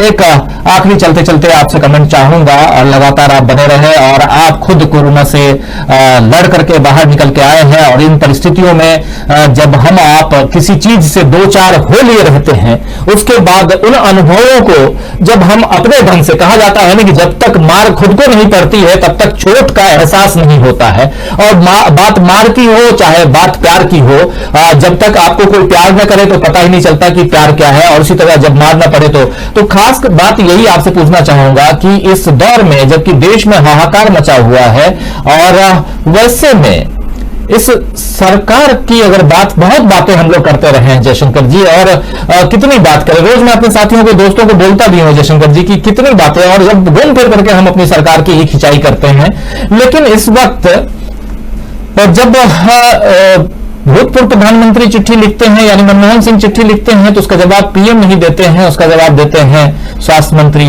फिर सोनिया गांधी चिट्ठी लिखती हैं तो उसका जवाब पीएम नहीं देते हैं, उसका जवाब देते हैं जेपी नड्डा, जिसका कि कोई लेना देना नहीं है सरकार से, उनका लेना देना बीजेपी से है। ओवरऑल ये क्या परिपाटी चल रही है जयशंकर जी? पहले आपने इतने साल की पत्रकारिता, 40 साल से ज्यादा का आपका पत्रकारिता का समय बीत गया है, आपने कभी देखा अपने कार्यकाल में, अपने जीवन काल में ये समय, इस ढंग की सरकार, इस ढंग का पूरा, जब वो भी खासकर जब आपदा के समय, देश के आपातकाल को भी आपने देखा है, कई आपदाओं को आपने देखा है, बिहार को भी आप बहुत नजदीक से देखें, उत्तर प्रदेश को बहुत नजदीक से देखें, वेस्ट बंगाल को बहुत नजदीक से देखें, महाराष्ट्र को बहुत नजदीक, कितने शहरों, कितने राज्यों का नाम बताऊं मैं जानता हूं कि आपका एक पत्रकारिता के क्षेत्र में आपका एक बहुत बड़ा अनुभव रहा है। ओवरऑल आपने देखा क्या ऐसा दिन? नहीं, कतई नहीं देखा। ऐसा कभी समय नहीं देखा जब मानवता करा रही हो और सत्तारूढ़ अट्टहास कर रहे हो।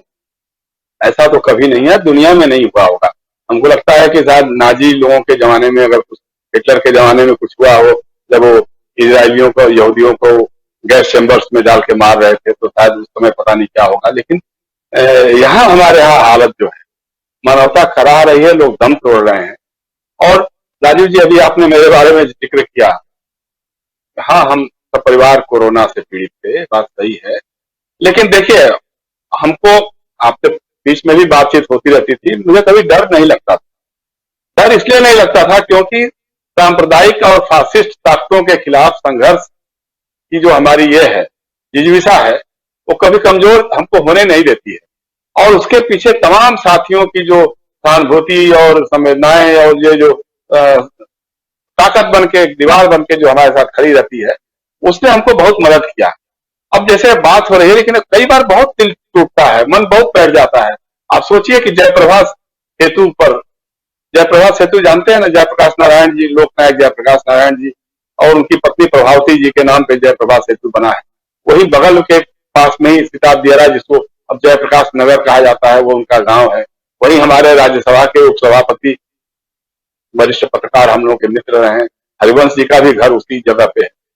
उस इलाके में इस तरह की घटना हो कि लोग लाशों को जलाने की बजाय, पर लोग नहीं, एम्बुलेंस से अगर लाशों को नदी में फेंक दिया जाए पुल से, इससे बड़ी शर्म की बात, इससे बड़ी दुख की बात और कुछ हो नहीं सकती। अभी बीच में बात हो रही थी सुप्रीम कोर्ट के बारे में, अदालतों के बारे में, कि वही कुछ कर पा रही हैं।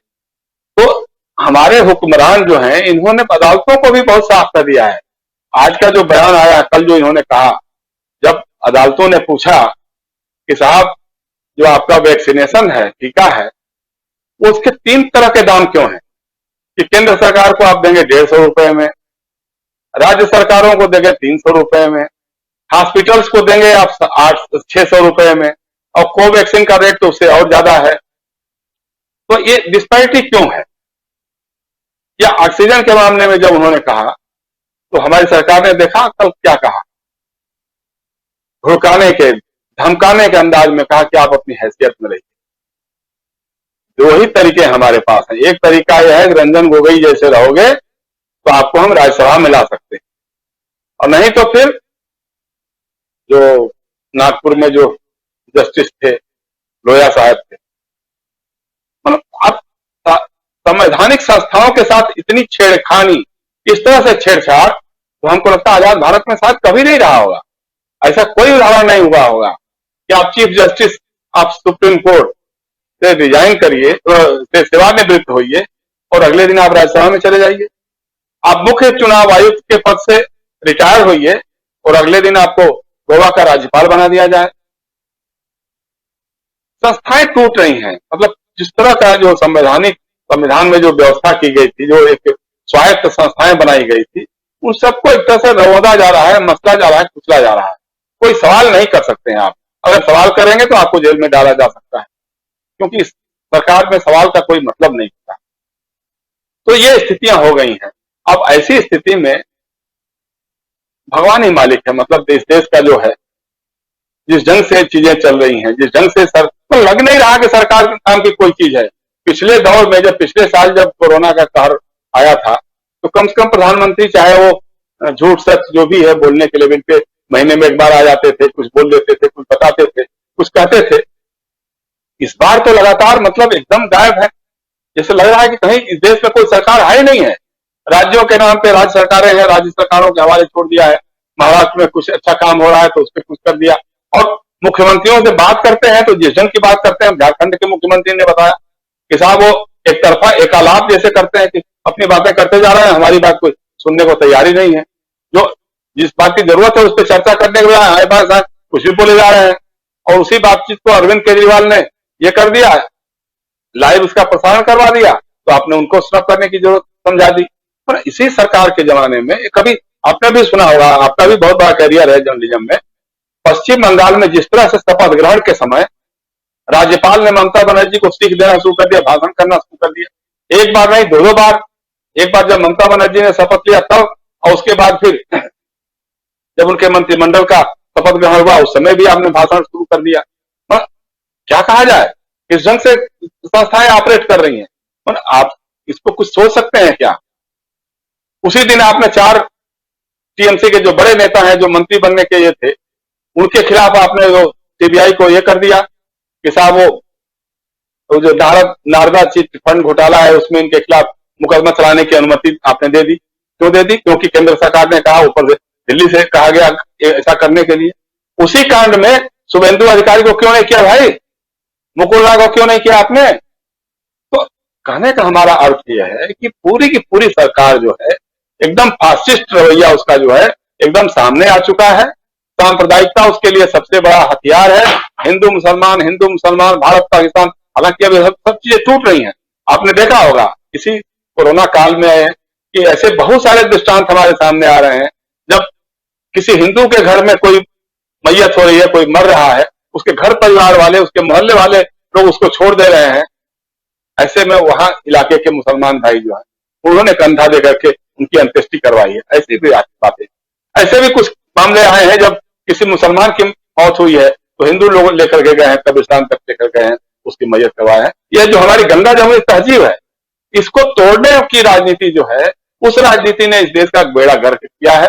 अब समझ में आ नहीं रहा है, इनको भी समझ में नहीं आ रहा है। जैसे अभी प्रशांत की बात किसी बात पे कर रहे थे कि सिर्फ चुनाव राजनीति करते हैं, चुनाव लड़ने की राजनीति करते हैं। इसके अलावा शासन प्रशासन से कभी कोई भी एक ऐसा स्टेप हो जिस स्टेप से लगा हो कि हमारी सरकार ने कुछ किया। अब हमारी वित्त मंत्री कहती है कि साहब जीएसटी घटा देंगे तो दाम बढ़ जाएगा। और ये तो अजीबोगरीब अर्थशास्त्र, जीएसटी बढ़ेगा तो दाम घटेगा और जीएसटी घटेगी तो दाम बढ़ जाएंगे साहब। ये हमारी वित्त मंत्राणी का कहना है। कोई वित्त मंत्री कह सकता है क्या कि हम तो हमारे घर में प्याज खाते ही नहीं, लहसुन खाते नहीं, इसलिए हमको क्या मालूम है कि प्याज का दाम क्या है? अरे मूर्ख औरत, आप नहीं खाती होगी लेकिन देश के लोग तो खाते हैं ना, तो उनके लिए प्याज महंगा क्यों रहेगा? आज देखिए, मतलब पेट्रोल का दाम बढ़ गया, जिस तरह से डीजल का दाम बढ़ गया, किसी भी मामले में लग ही नहीं रहा है कि कहीं कोई सरकार नाम की चीज है जो किसी चीज को नियंत्रित करने वाली है। आपने वो कोविशील्ड वाली कंपनी के मालिक को इतना फायदा पहुंचाने के लिए एडवांस दे दिया, सब कुछ दे दिया, और वो बंदा भाग के चला गया, लंदन चला गया, वो लंदन में बैठा हुआ है, वहां से बयान जारी कर रहा है साहब हमारे ऊपर उद्योगपतियों का दबाव आ रहा है, मुख्यमंत्रियों का दबाव आ रहा है, पता लगा उसके नाम से कोई घोटाला निकल के आ जाएगा। आप उसको आपने भाई 3 दर कैसे बना दिया आप कि सेंट्रल गवर्नमेंट को 150 में देगा और 300 देगा राज्य सरकारों को, प्राइवेट अस्पतालों को देगा 600 रुपए। ऐसा कैसे हो सकता है? किसी फेडरल स्ट्रक्चर में, संघीय ढांचे में कभी ऐसी इस तरह की बात होती है क्या?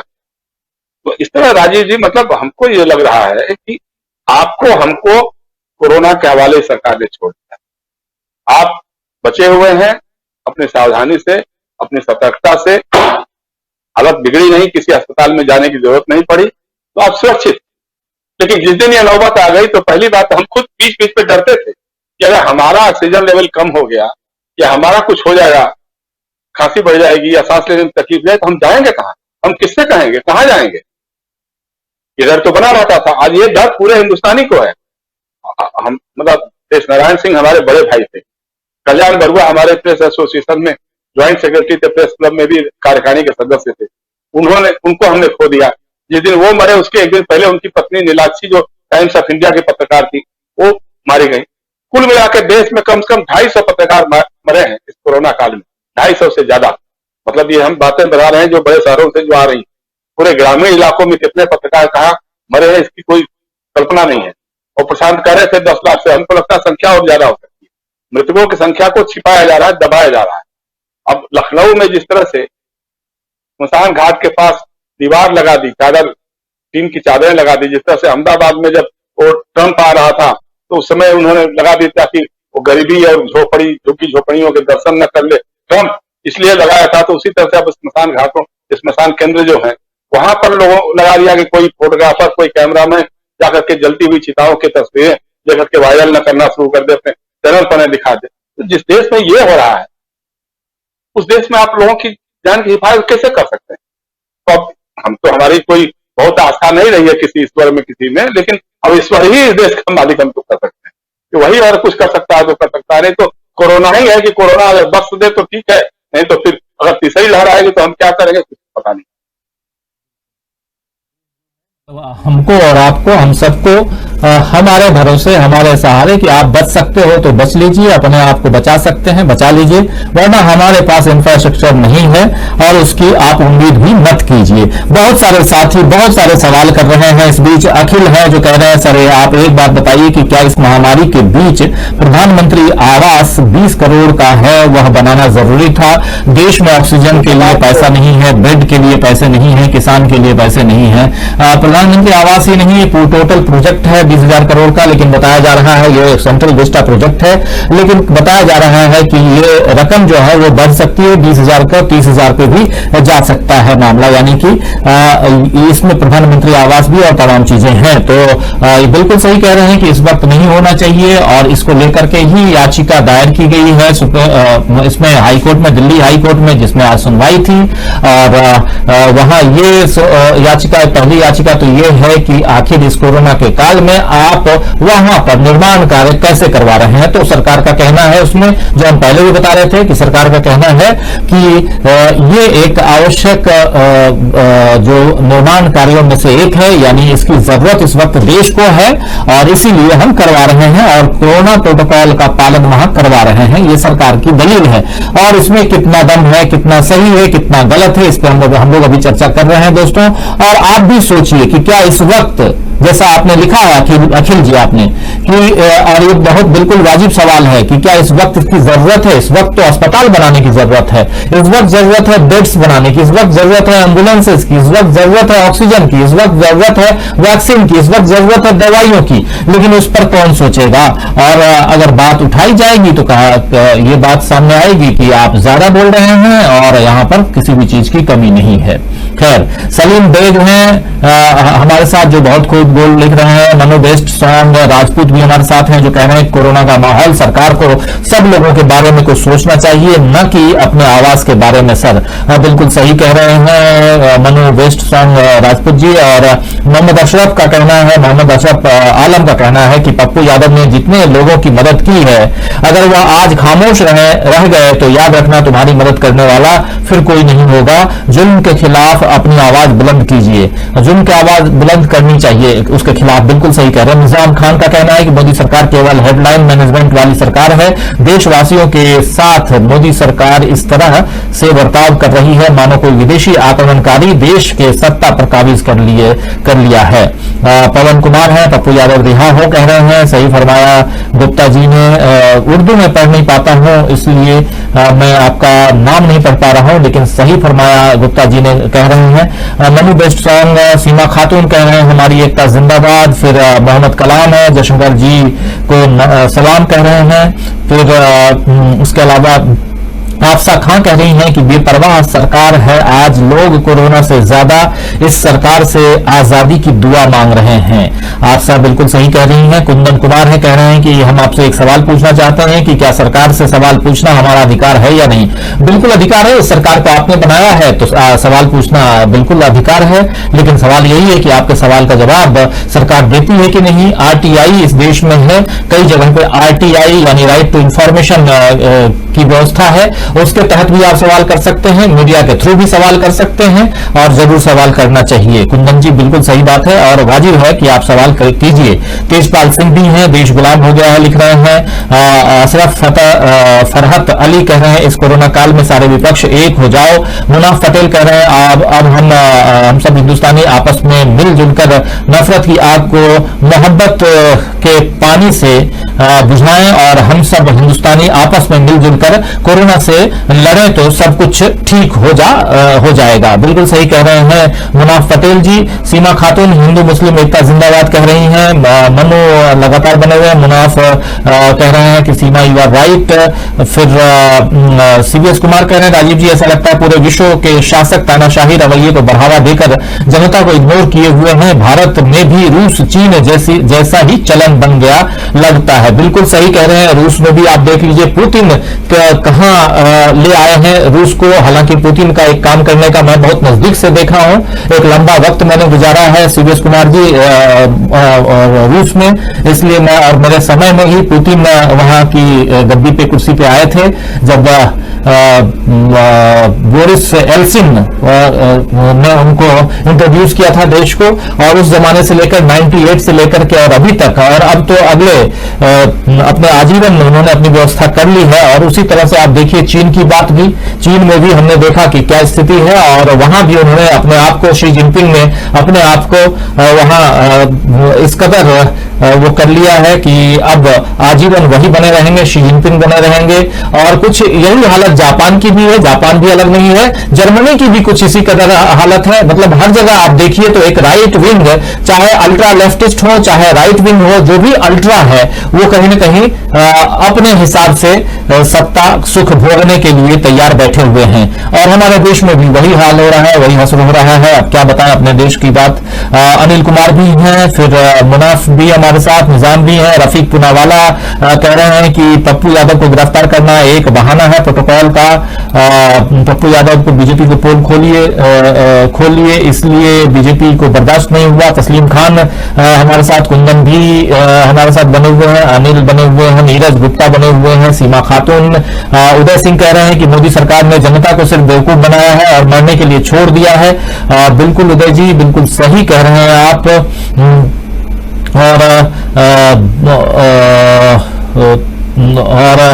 सरकार को न बढ़ती महंगाई की चिंता है, न मरने की चिंता है, न सरकार को पूंजीपतियों की चिंता है, न सरकार को पूंजीपतियों की चिंता है। जनता इस सरकार को सबक जरूर सिखाएगी, उदय सिंह जी का कहना है। संजय कुमार भी हैं, जेडीयू मुर्दाबाद लिख रहे हैं। मुनाफा कुंदन है, किसानों की हक कब मिलेगी, कुंदन कह रहे हैं किसानों बहुत एक बड़ा चैप्टर है, बड़ा सवाल है। मोहम्मद अशरफ भी हमारे साथ में, सीमा, तो बहुत सारे साथी, बहुत लोगों के कमेंट मैं अगर नहीं ले पा रहा हूं तो आपसे माफी चाहूंगा।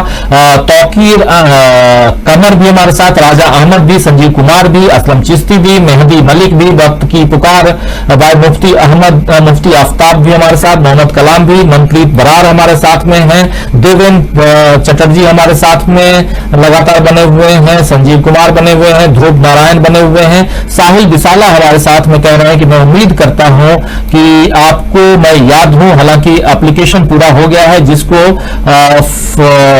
फर्स्ट lifeline.com से डाउनलोड किया जा सकता है। उसका ट्यूटोरियल मेरे चैनल पर भी अवेलेबल है। आगे इसकी पदोन्नति का कर्तव्य आपका है। बहुत सही काम डॉक्टर साहिल बिस्ला ने आपने किया है और उम्मीद करता हूं कि आपका ये जो firstlife.com जो एप्लीकेशन है ये इस कोरोना काल में सबकी मदद करेगा। और दोस्तों आप लोग एक बार जरूर जाइए और firstlifeline.com को जरूर देखिए और ये एक अपने आप में इस कोरोना काल में बहुत ही उपयोगी है। सतीश कुमार भी हैं तो तमाम साथी इस वक्त बने हुए हैं। उसके अलावा डॉक्टर साहिल बिस्ला ने लिखा है कि इस ट्यूटोरियल में मेरे चैनल पर अवेलेबल है।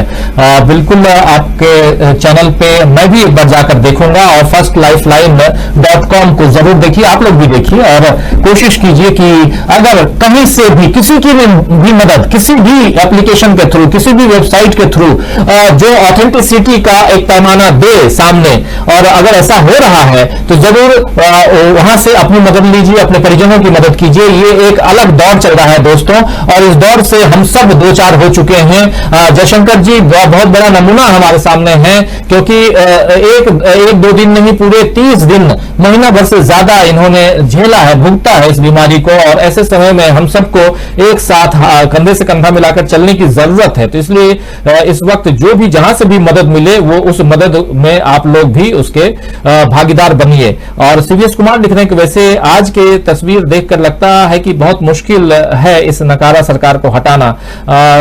देखिए सीवीएस जी, इस बात से मैं थोड़ा इत्तेफाक नहीं रखता हूं। आज की तस्वीर बिल्कुल सही आप कह रहे हैं। हालांकि सरकार के लिए अभी 2.5 साल का वक्त है। जयशंकर जी हमारे साथी इस बात से सहमत होंगे कि अभी 2024 नहीं है सामने, और यह भी सही है कि विपक्ष कमजोर है। लेकिन एक कहावत है, कहा जाता है कि रास्ते हमेशा खुद ब खुद बनते भी हैं और थोड़ी सी अगर इच्छा शक्ति रहे तो बनाए भी जाते हैं रास्ते।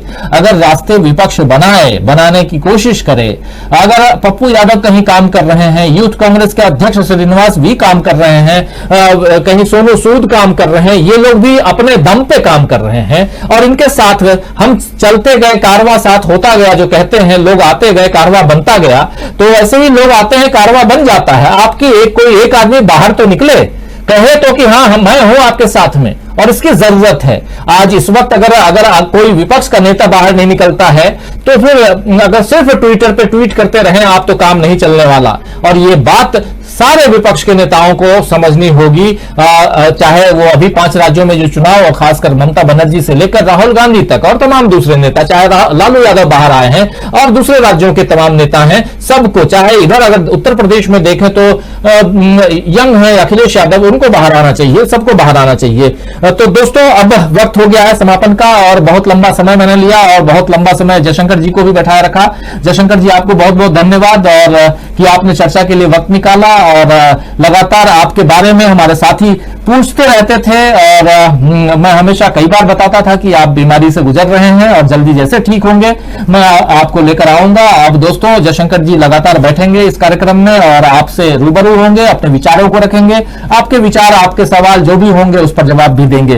तो जयशंकर जी एक बार फिर से तहे दिल से आपका शुक्रिया अदा करता हूं और शुक्रिया अदा करता हूं अपने दोस्त साथी और सीनियर जर्नलिस्ट प्रशांत टंडन जी का, और शुक्रिया आप लोगों का भला कैसे न करो साथियों। और सीवीएस कुमार लिख रहे हैं सत्य हारता नजर आ रहा है सर, वैसे आप सही कह रहे हैं, बिल्कुल नहीं हारेगा, सत्य की जीत हमेशा होगी सीवीएस कुमार जी।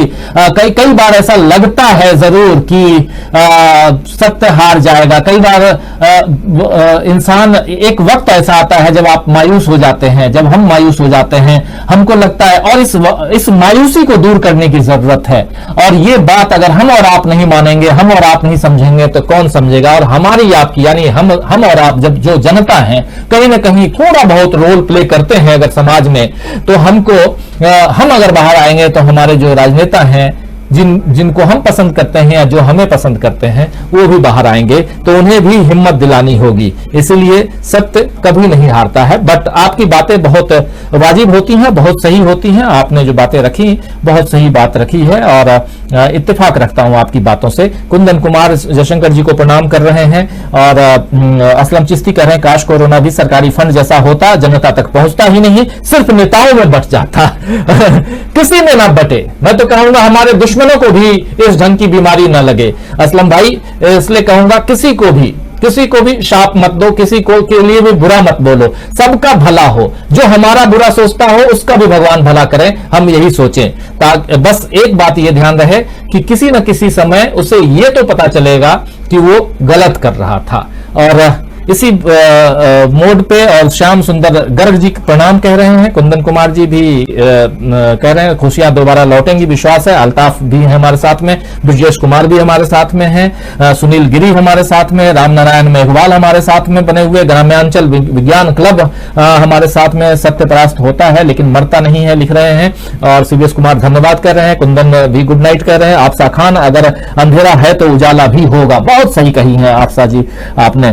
तो आप भी अपने स्वास्थ्य का ख्याल रखिए आपसे जी, और तमाम आपके साथ हमारे साथ जुड़े हुए हमारे तमाम साथियों, दोस्तों, शुभचिंतकों जो आप सब हमारे साथ लगभग 1.5 घंटे हमारे साथ बने रहे, आप सबको बहुत बहुत धन्यवाद देता हूं, शुक्रिया अदा करता हूं। और कल शाम आपका इंतजार रहेगा, शाम 7 बजे फिर हाजिर होंगे कुछ नई चीजों के साथ, नई खबरों के साथ, आपके विचारों के साथ। तब तक देखते रहिए डीवी लाइव। नमस्कार।